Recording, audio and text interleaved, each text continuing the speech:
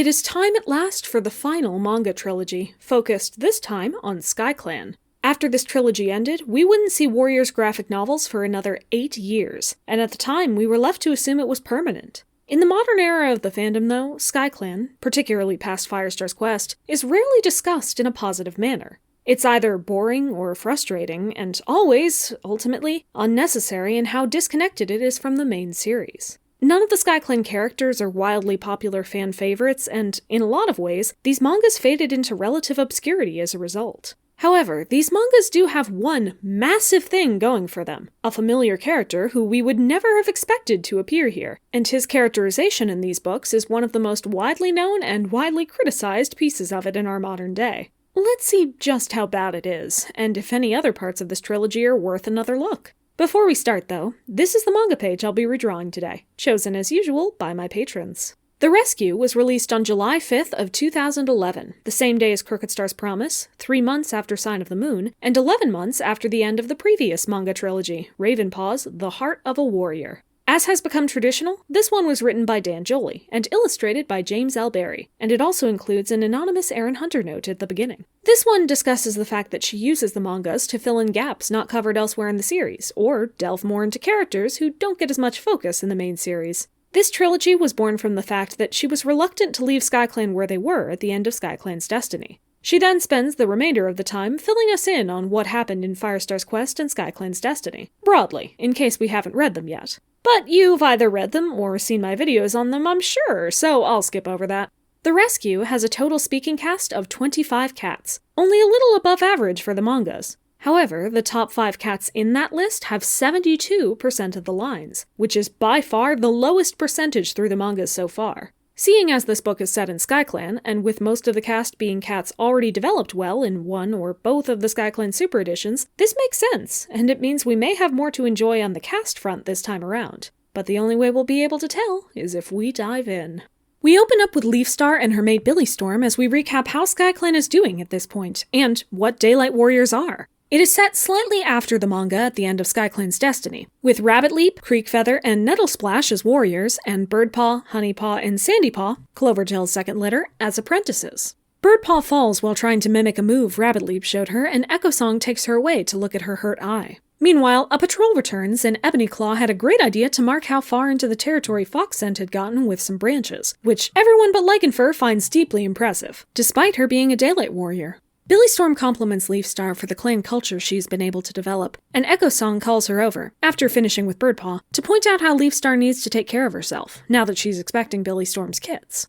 Leafstar has a hard time letting go of her duties as a leader, even with the encouragement from Echosong, Billy Storm, and Clovertail. She does agree to try, if just because she is so close to kidding, but she still attends to duties she can perform around camp. Among these is talking to Sharpclaw about patrols and plans, and during this conversation it becomes clear that Sharpclaw is interested in spending more private time with Cherrytail. I'll, discuss this one later.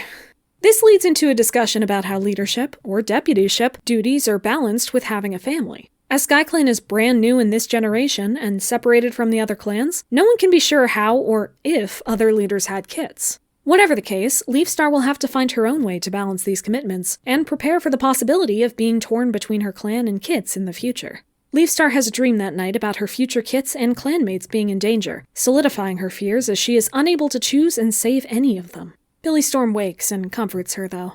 Leafstar does her best to rest that day, but while it does feel good, she finds herself becoming restless, until Harvey Moon comes in and offers to go on a walk with her to enjoy the nice weather. Harvey Moon, being a slower, less energetic Daylight Warrior, particularly in the mornings, makes a good companion for Leafstar, who is having a harder time breathing and keeping up her endurance at this late stage in her pregnancy. While out, they run into Wasp Whisker, who lost Nettlesplash and Sandypaw when his patrol split up to look for the fox scent that has been an ever-present staple of this book. They follow the scent trail, and Leafstar's own senses seem to have been heightened during her pregnancy, so they were quickly able to find the 2 cats.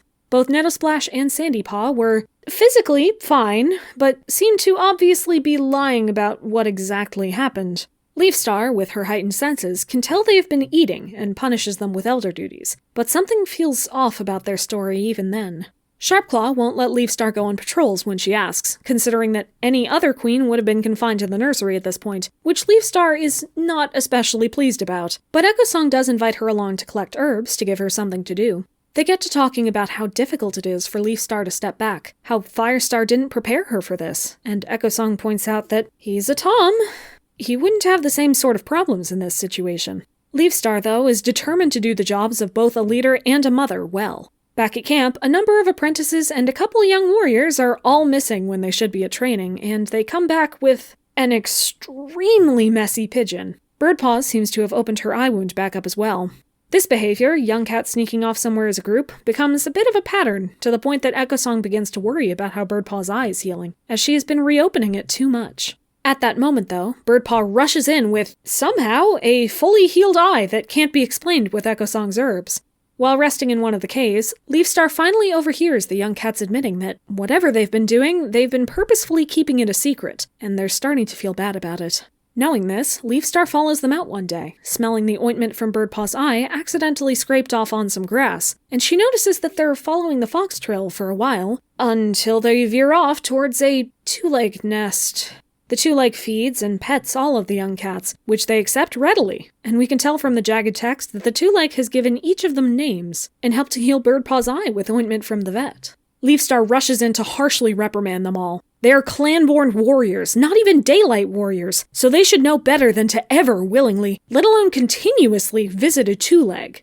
It is New Leaf, and there is plenty of prey and comfort to be had. Why isn't their life enough already? They quickly explain that the twoleg is nice to them, but they don't get to say more before the twoleg comes back out and forces them to run. Leafstar has her kids at this point, 2 she-cats and a Tom. She and Billy Storm don't name them right away, but they're really enjoying the new, and exhausting, experiences of being parents. Suddenly, their peace is broken off as the old twoleg they met earlier comes into camp, and one of Leafstar's kits falls off the ledge before she's able to get everyone into hiding. She goes to rescue her kit, and as a result, the old woman takes both her and her kits into a basket, and then into her home.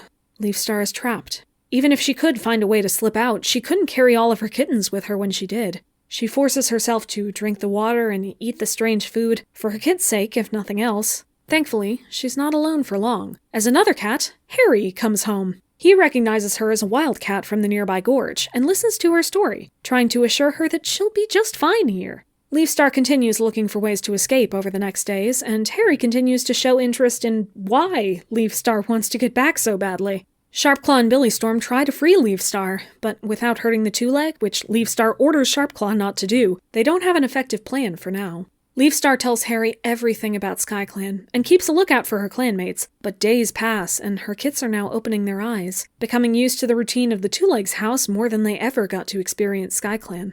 Soon enough, though, Skyclan comes to the rescue. Fallowfern acts injured to get inside with Leafstar, and Harry helps them to get the rest of the way with her kits, finally believing in, if not understanding, her devotion to her clan. Leafstar and her kits finally return to Skyclan, reprimanding the young cats for their dealings with the Twolegs, but thanking Fallowfern and, it turns out, Birdpaw for their plan that helped her escape.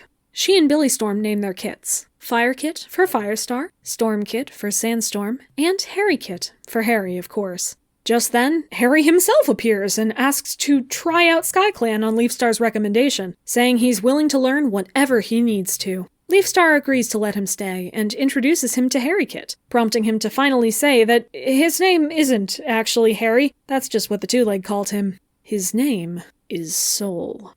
This is a pretty tight little introduction, which, while nice, leaves me with less to talk about. A lot of the interest in this book comes from either looking backwards to the past Skyclan Super Editions, or forwards to the remainder of the manga trilogy. There are very few details that require discussion within this entry alone. However, there are a few conversations that I'd rather have now instead of waiting for another video. First of all, we have to discuss Cherrytail and Sharpclaw. They make several references across this book to the fact that these two have been spending a lot of time together, are becoming mates, and will probably soon have kits. We don't see a lot of their relationship in this book because, honestly, there's very little time for any specific relationship in the pages they had to work with, but nothing appears to be wrong with it. The problem here is that Sharpclaw was Cherrytail's mentor. Dustpelt and Ferncloud came close because of how much time Dustpelt spent with her while he was training her brother Ashfur, but this is the first time in the series where a character has become mates with their explicit mentor, and it's a delicate and uncomfortable dynamic to think about for many. Mentors have direct and almost unchecked power over their apprentices' growth, development, values, and self-esteem for several of their most formative months. They should realistically be some of the most defining early relationships that warriors have, even if this isn't always shown in the books. Knowing that Sharpclaw mentored Cherrytail then is off-putting, and may create assumptions about their relationship dynamics being unhealthy, even though it isn't portrayed that way in the books. I understand why this choice was made. Even if they did remember at the time that Sharpclaw had been Cherrytail's mentor, at this point in time they are some of the oldest and most experienced members of the clan, especially if you discount the other cats who have already been paired off. Sharpclaw didn't have a lot of feasible romantic options if they wanted to give him kits. Aside from Cherrytail, the only other potential option for him was Ebonyclaw, since she arrives as an adult and her age is never stated. But considering how much Sharpclaw outright bullied Ebonyclaw in their Super Edition, pairing them up here would have even worse and more explicit implications than getting him together with Cherrytail. It's still not a great pairing, and I don't want to defend it as if it is, but if they took Sharpclaw getting kits as a given, I see why this is the option they went with. It's just a relationship I hope doesn't show up in the series more than once.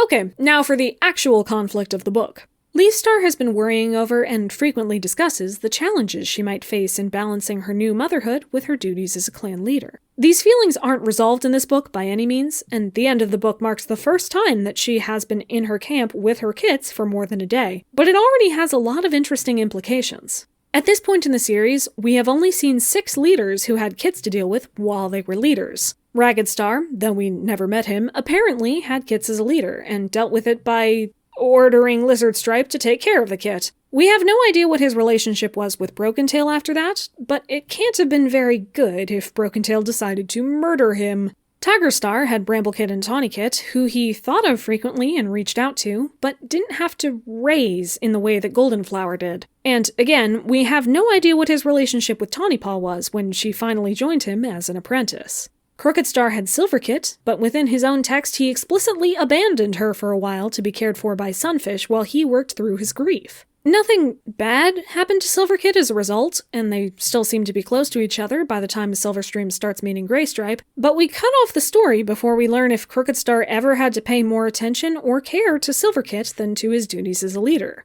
Then, of course, we have Firestar, who had Squirrelkit and Leafkit, but never had to deal with them as an obstacle to being a leader. Sandstorm was there to take care of them, and once again, we glossed over and then time-skipped over whatever hardships parenting might have had. Through these examples, all notably Tom's, the early stages of parenthood where you have to constantly look after and care for your kits are skipped over or never shown, and parenthood is never once treated as a burden or even a concern on top of leadership duties. Kits are a part of their lives, but they aren't required to spend their energy on caring for their kits. There are exactly 2 exceptions to this so far, and they happen to come from the only 2 she-cats who we have seen have kits and be leaders. Bluestar is our first, and I've already discussed her story extensively. She and Goosefeather each found it impossible that Bluestar could take care of her kits and still be made a deputy or leader, so she gave them up and led to Mosskit's death. The idea that she had to give up her kits or give up her chance at being a leader was never questioned by the narrative. The second is Leafstar in this book. As soon as she knows she's having kits, she and her clanmates around her struggle with how much she should be resting as a pregnant queen would, or take care of patrols and clan dangers as a leader would. She has dreams about being forced to choose between her clan and kits, or losing one in her attempt to hold on to the other. This is clearly a very present worry for her. I should also mention that her being caught by the Twoleg on her own and being unable to escape, in part because she can't carry her kits out with her, is definitely a factor in this theme. However, as Billy Storm is a daylight warrior, and it was dumb luck that got Leafstar caught alone with her kits, this isn't a part of what I would consider the normal struggles for a parent and leader to have. Regardless, this is a major conflict for the book, and Leafstar staunchly upholds her position that she will be a leader and a mother, somehow. She and Echo Song even make reference to the fact that Firestar probably didn't have to think about this aspect of leadership due to being a Tom, and it being easier for him to gloss over the need to care for kits. This does more to acknowledge the gender divide we've seen so far than any other book in the series, and while we don't have a resolution for the storyline yet, it's certainly a respectful and intriguing setup. I'm curious to see how Leafstar's challenges and choices will be shown. Having covered the main themes, though, I wanted to talk about a few smaller things. First of all, we have Skyclan's culture.